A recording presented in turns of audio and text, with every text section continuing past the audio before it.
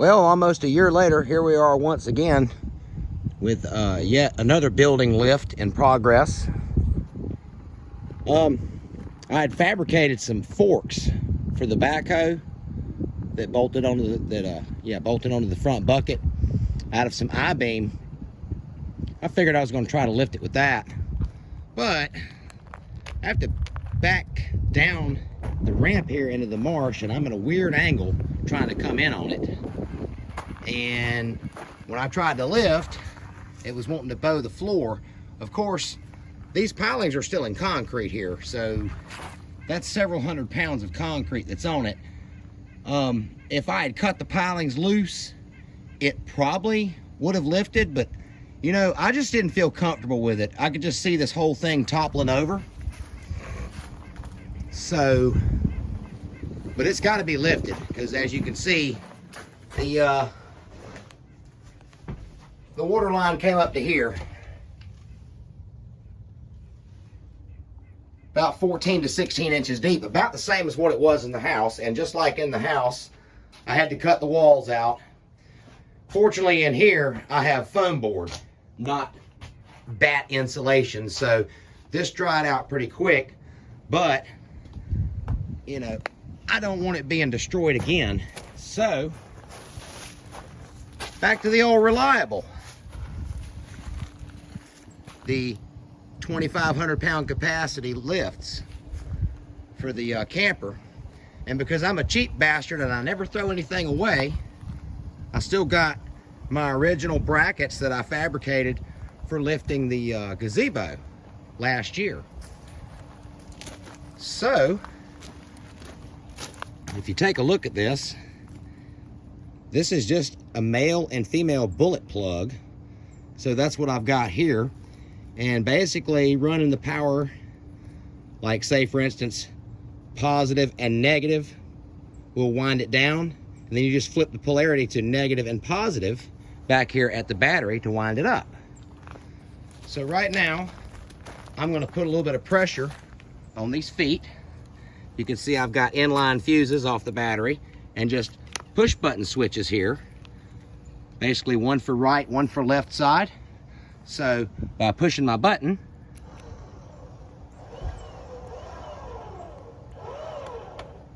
that side's down, and then push it over here.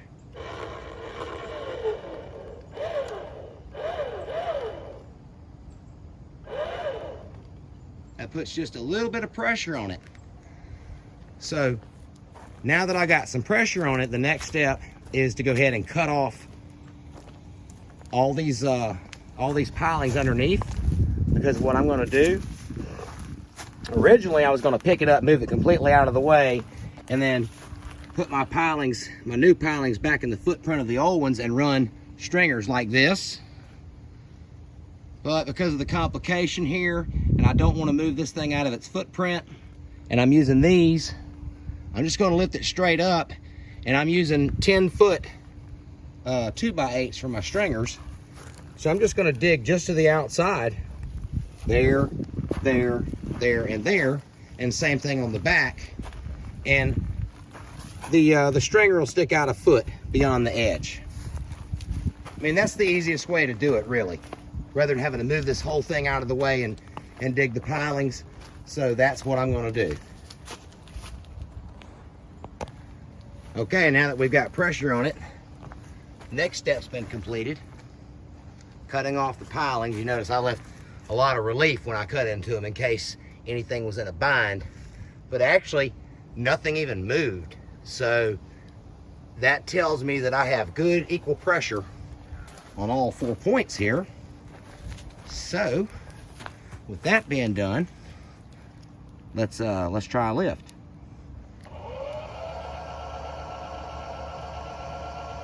See, she's moving. Right up, baby. Watch.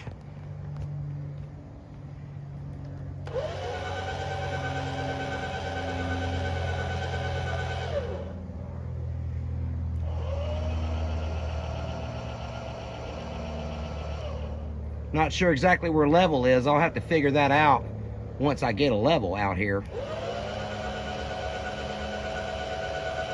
Let's go ahead and lift this whole thing.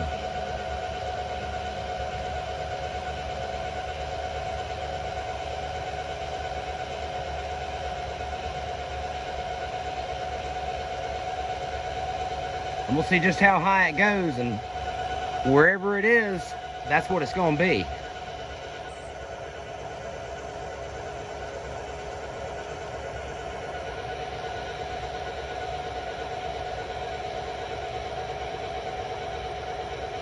And then what I'll do is after I get this thing secured and back on the cradle boards, I'll come in here and wrap a sling around all these piling butts and just pull them out with the backhoe, bust the concrete off of them, use it on the ramp,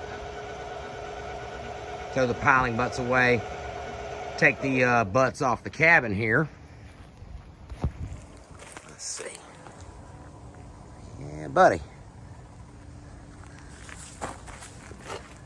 That's the only reason this whole thing didn't just tip over in the storm, is because there's a bag of concrete around each one of these posts. Yeah, I don't think she's level. Once I get a 4-foot level on it, then I'll know.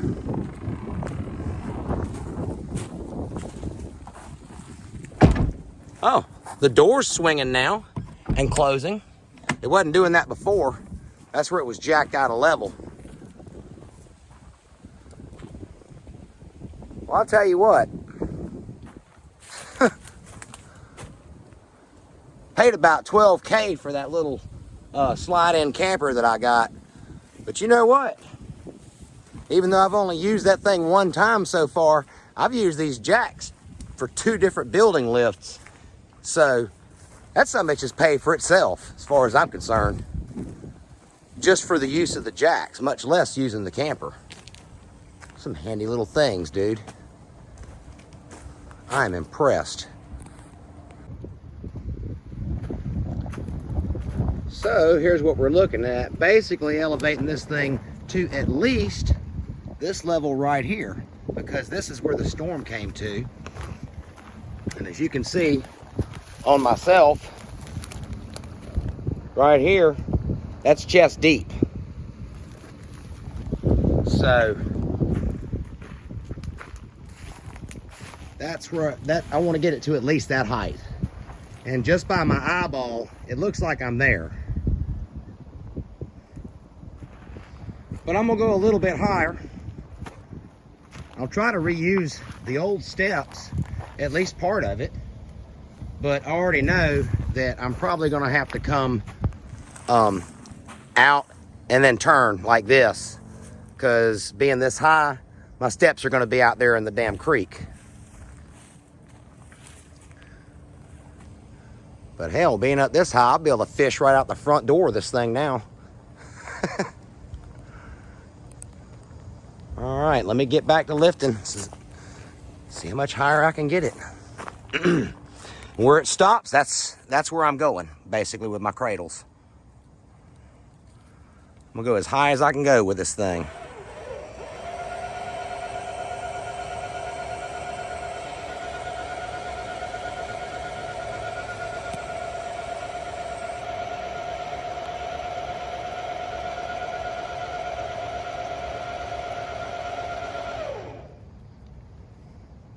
Damn, how much higher does it go?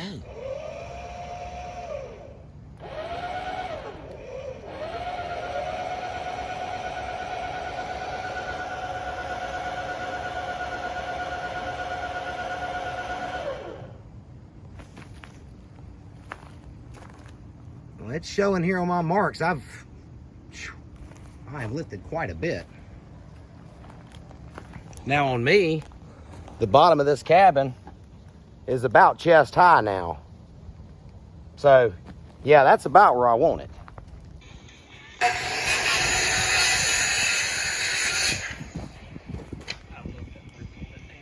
Stage 2. All the pilings are gone from underneath. I've removed all the pilings off the underside of the cabin. We're over here cutting the 4x6s for the piles. There's our 2x8x10s. They're gonna go underneath there. We had a little bit of a time getting some of that concrete out of here. Son of a bitch, it was in there. Show them that rock behind you. Yeah. Yeah, just for comparison to my boot. You know, that piece right there probably weighs 100 pounds. Show some of those roots and shit. Yeah. Had to cut through some roots too that had grown around some of that. And a black pipe. Yep. It's in the fire. All kind of stuff. So there's the old pilings. We got the auger just in case we need it.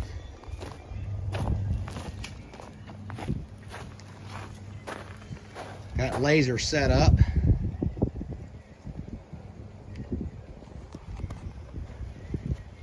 Show you where the mark is. There you go, right there.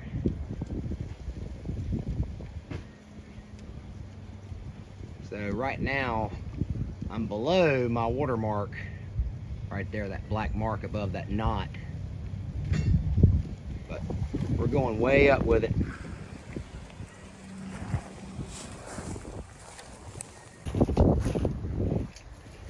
Well, we have it to the height now. That rear one back there maxed out at like 38 inches. Because that's the lowest point as far as the ground. I guess I had it mounted lower or higher up on the side of the cabin or something. But yep, we are well above the mark here. Well above it. In fact, let me take a laser shot off here and see just where we are on this. Let's see. Oh yeah. There's my laser right there.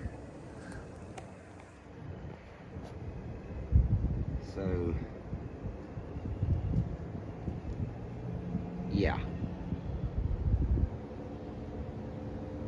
Quite a bit higher. The bottom of the cabin, let's see, that's the floor. The bottom is reading roughly about right there. Good. So we've got the two front corner pilings set. We're about to set the rear pilings, and then we'll put our 2x8s in here. So at least we got something underneath it. We got our 4 corner posts set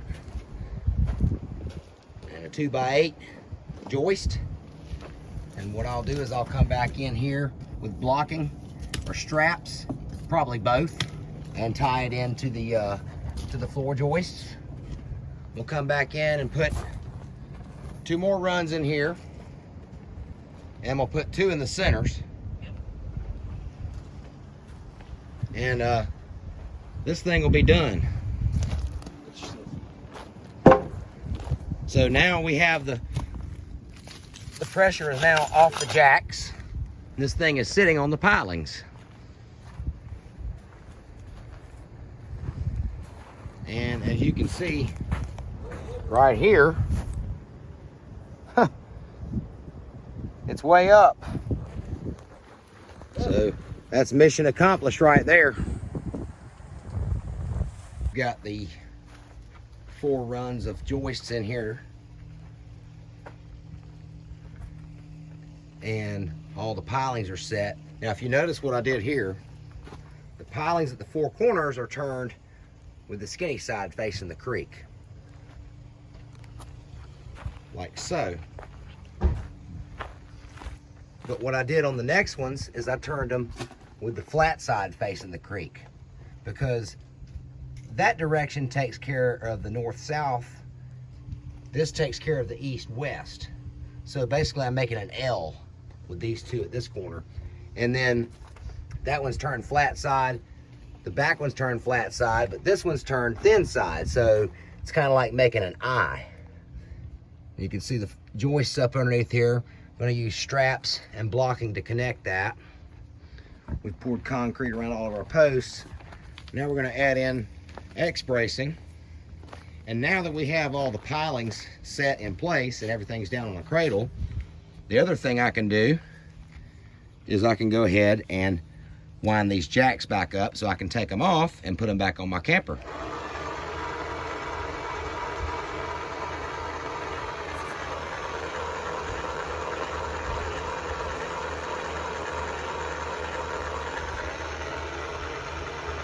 So we're closing in on it. The only other thing I got to do is I got to put a porch on the front.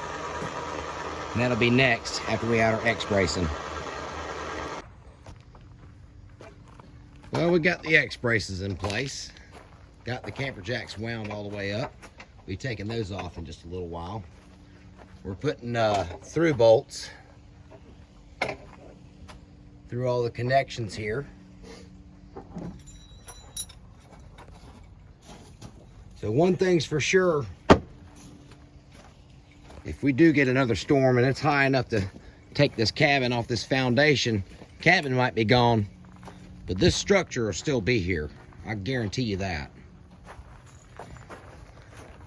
I kind of overbuilt it, but being as close as it is to the marsh and seeing what happened to it in the last storm, it's got to be overkill. Well, here we go.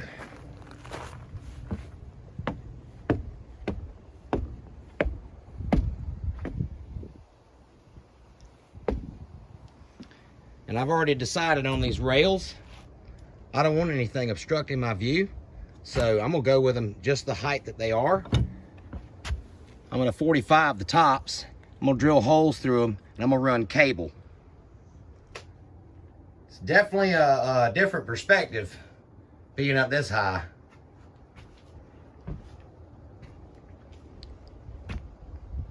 I'll be able to throw a fishing rod right off the porch. I ain't lying. I gotta cut these limbs right here because they'll be in my face when I come up the steps. But other than that, yeah, we're good. All the connections have been through bolted. And as you can see here, we got X braces and a piling coming down through the center of it in 2 places. Also, lots of hurricane straps underneath here. I'm still gonna add more.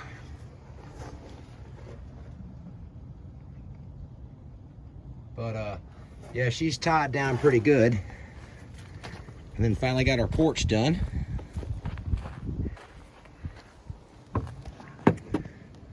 I just used plastic coated wire rope for my rail. And because my pilings that came up were kind of short, because I was cheap and I used 8-footers, should have got 10s, I just saddled it, through drilled it, used turnbuckles. So now I got a rail that's not intrusive to my view, but it's still strong enough to stop me from going off the side.